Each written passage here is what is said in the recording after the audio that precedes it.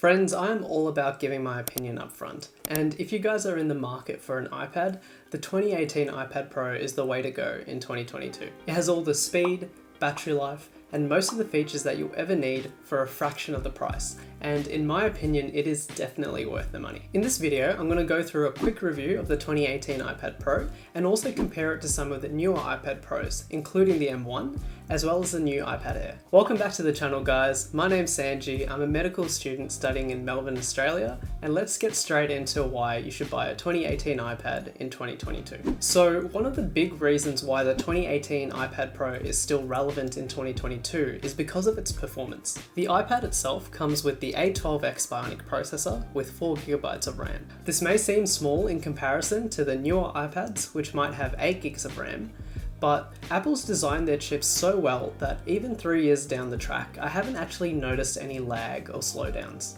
So in terms of real life performance, I don't think that most people actually notice much of a difference or any difference at all compared to the newer iPads. For students who are looking to write notes using things like GoodNotes, Notion, Notability, and OneNote, I've never come across a problem at all. The iPad is smooth with a 120Hz display. For artists, you can definitely use apps like Procreate, and in my own experience, I haven't noticed any hiccups at all. And finally, I feel like a lot of us would want to play some games in our downtime. And literally in my experience, this 2018 processor is still chilling. I play COD Mobile almost every single day, and I've never come across any lag or slowdowns or app crashes at all while I've been using this iPad. I know that these scores don't mean much to most people, but for those who do want it, in 2022, the iPad Pro scored 1,121 on single-core performance and 4,509 on multi-core performance on Geekbench 5, and 2,761 on 3D Mark tests. And the second thing is design. So in terms of the design, it's clearly Apple's design language with the classic industrial design, curved edges, and a completely flat screen. The dimensions are exactly the same as every other 11-inch iPad Pro that's out there, and that's 247.6mm by 214.9mm. And it's only 5.9mm thick, which I think is ridiculous. When I first got my hands on it, I was literally shocked that a device so powerful could be so thin. On top of that, it's incredibly light at 640 grams or 1.4 pounds, especially if you decide to use a case without a keyboard like I have. As a result, it's really easy to just carry around the hospital for me to take notes, or just take it from place to place. The 11-inch screen has a resolution of 1668 by 2388 pixels, which is a density of 265 pixels per inch. The bezels are really thin, and personally I think the only reason Apple doesn't shrink them down even more is because then you wouldn't be able to hold it without actually accidentally touching the screen. And in terms of the ports, this is something that I actually did not notice until I was making this review, but there's only one port. So the iPad Pro just uses USB-C to charge as well as to output data or to a monitor. There's no headphone jack, and that's okay because I feel like most things that people use nowadays are Bluetooth anyway. And I guess one somewhat of a con of the 2018 iPad Pro is that it only has one camera on the back. This camera takes average photos and it's nothing to really write home about. It also has one front-facing camera alongside all the Face ID sensors. Okay, so the next topic is battery life. In my experience, it's been great. I've never really had a problem getting to the end of the day with it, but I'm not really a power user, so I don't use my iPad all that often. My main device is my MacBook Air, and I use my iPad Pro more when I want to handwrite notes, watch movies, or play some games. But that said, I can still get several hours of screen on time without any issues at all. So I just wanted to touch on Face ID as well.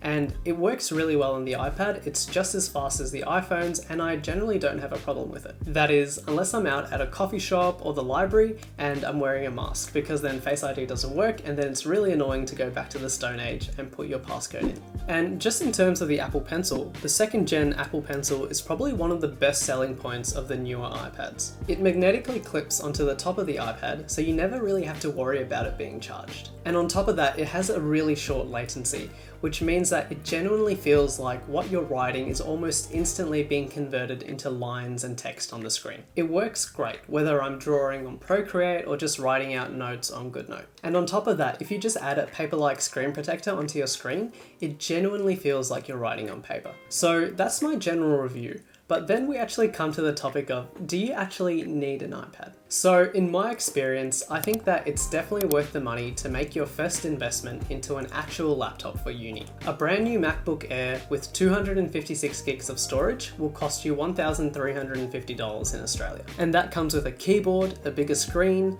an amazing trackpad, and amazing battery life with the M1. On the other hand, if you bought a 2018 iPad secondhand for, let's say, around $700, if you want the same level of functionality, you have to buy an Apple Pencil, which will be $200, and then a keyboard case with a trackpad. So for example, you could buy the Logitech Folio Touch for $250, or you could buy the Apple Magic Keyboard for $450.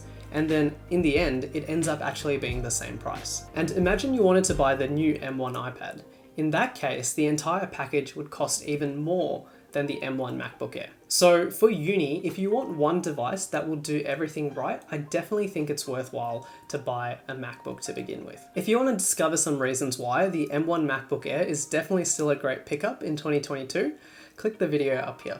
Personally, I use the iPad more as a device that actually complements my MacBook Air and my workflow. I use it mainly as both an entertainment device, but also a place where I can handwrite my summaries and notes after I've watched my lectures. And that's why I found it incredible value to buy a secondhand 256 gig iPad Pro for around $700 and the Apple Pencil for $190, which gave me that full iPad Pro experience for less than $900. Alright, so let's move on to some comparisons. And the first thing I want to compare is the 2020 iPad Pro versus the 2018 iPad Pro. The 2020 iPad Pro has the A12Z processor versus the A12X in the 2018 iPad Pro. And essentially, the A12Z has one extra graphics core, which really isn't that significant at all when it comes to performance. And on top of that, there's one extra camera on the back on the 2020 iPad Pro.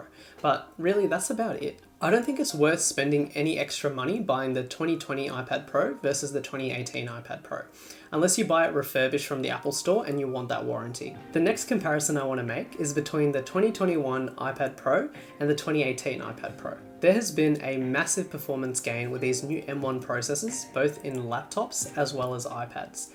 And I'd expect that you wouldn't see any lag at all for the next 5 years using one of these new iPads. But the thing is, even with the 2018 iPad Pro, in 2022 I still feel no lag at all.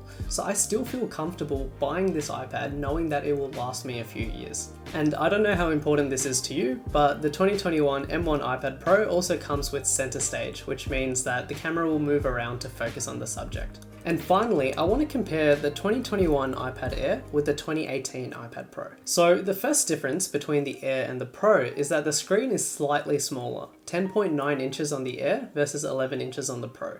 And I don't think it's really that noticeable. The processor on the Air is actually slightly newer, so the performance would also be slightly better on the Air, but I don't think that, once again, this is really a noticeable difference. The new 2022 iPad Airs also have the M1 chip, which makes them really great value for money, but I still think that they'll cost you about $300 more than what you can get a used 2018 iPad Pro for. And there's no ProMotion on the Air, which is Apple's term for a 120Hz screen, which decreases how smooth it actually feels. And for me, I personally didn't really notice much switching from my 60Hz phone to a 120Hz iPad, but some people I reckon can tell the difference. And finally, the iPad Airs have Touch ID instead of Face ID, which technically I actually prefer, especially with these masks, but that's up to personal preference as well. Anyway, that's the end of the video, guys. Thumbs if you enjoyed it, subs if you loved it, and I'll see you in the next one. Peace.